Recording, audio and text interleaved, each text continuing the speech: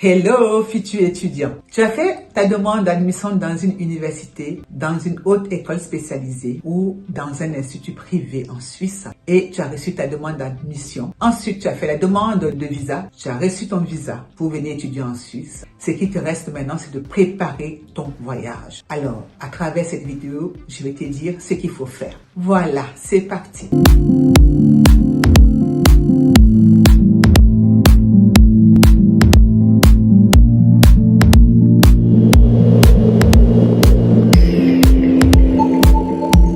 Tout d'abord, bravo si tu as reçu ta lettre d'admission et ton visa. Maintenant, il faut que tu prépares ton voyage pour venir étudier en Suisse. Et en règle générale, je demande aux futurs étudiants de s'y prendre un peu plus tôt aussi. Une semaine avant ton voyage, tout doit être bouclé. Une semaine avant ton voyage, tu dois avoir préparé tes habits, tes documents, passeport, tes diplômes originaux, tout ça, tu dois avoir préparé tous les documents qui sont nécessaires pour ta vie en Suisse. Mais bien avant ça, bien évidemment, tu as déjà acheté ton billet d'avion. La première des choses à faire, c'est d'acheter son billet d'avion. C'est important. Et ensuite, préparer ce voyage scrupuleusement. C'est très important parce que là, tu t'apprêtes à vivre une aventure qui va désormais changer complètement ta vie, ton futur. Tu iras vers un pays où il fait froid. Il va falloir mettre en place un budget nécessaire pour t'acheter des vêtements chauds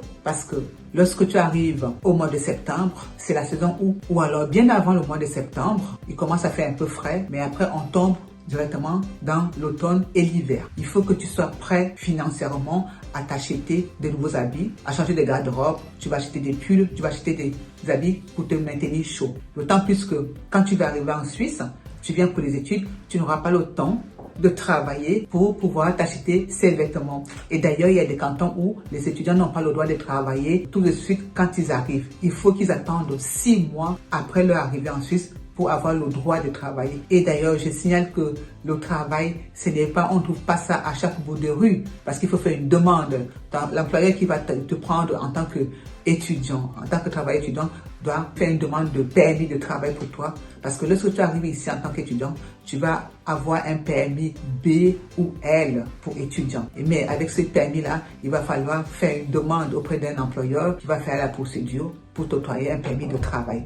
Donc, ce n'est pas toujours aussi facile que ça. Hein. Tout étudiant a le droit de travailler en Suisse. Ça, c'est clair. En général, c'est ça. On a le droit de travailler. Mais maintenant, ça dépend des cantons. Et quand et comment, ça dépendra du canton où vous allez arriver et la date où vous serez là. Quand est-ce que vous pouvez travailler? Donc, informez-vous aussi par rapport à ça, c'est très important.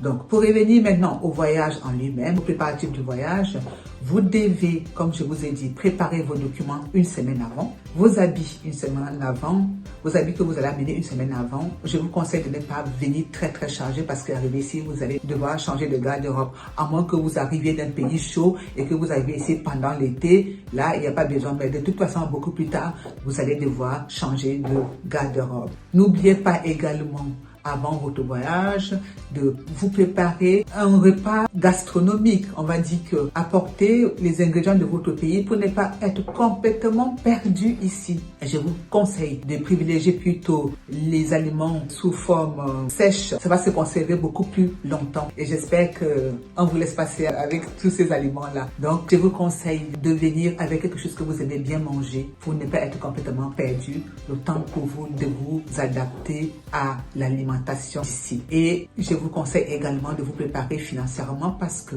lorsque vous arrivez en Suisse en tant qu'étudiant, tout étudiant qui arrive en Suisse, qui va faire plus de 3 mois en Suisse et au-delà, a besoin d'avoir une assurance maladie. Et en ce moment, je vous avoue que les assurances maladie coûtent cher. Même s'il est vrai que les étudiants ont souvent d'esprits spéciaux par rapport à ça, mais préparez-vous en conséquence. Il est important de savoir que quand on arrive en Suisse, on doit être couvert par l'assurance maladie et l'assurance accident si vous arrive quelque chose. Et lorsque vous arrivez en Suisse, essayez d'aller également vers les autorités, de vous renseigner à la source. C'est très important. Parfois, vos camarades de classe, les étudiants, vos amis vont vous donner des informations qui ne sont pas toujours vérifiables, qui ne sont pas toujours justes. Allez à la bonne source. Voilà pour la fin de cette série de vidéos que j'avais proposées concernant les admissions, la demande de visa et le départ pour la Suisse. Aujourd'hui, la série de 3 vidéos prend fin. Évidemment, continue à vous parler des étudiants suisses. Ça, c'était juste vraiment une parenthèse pour que les étudiants sachent comment s'y prendre, comment se passe la procédure. Voilà. Ok. Si parmi vous, il y a des gens qui aimeraient avoir plus d'informations, qui aimeraient que je me penche personnellement sur le sujet, qu'on parle plus précisément de leurs soucis, n'oubliez pas de prendre rendez-vous sous le lien Calendly qui s'affiche sous la description. Vous pouvez également m'envoyer un message privé. Vous pouvez aussi me joindre un message privé. Vous pouvez également, à travers mon WhatsApp, me laisser un message. Donc, tout est là pour qu'on puisse communiquer. N'hésitez surtout pas et partager ces vidéos afin que les gens qui sont dans le besoin soient informés de toutes ces informations. Ok, je vais m'arrêter ici. Prenez soin de vous. À bientôt. Bye bye.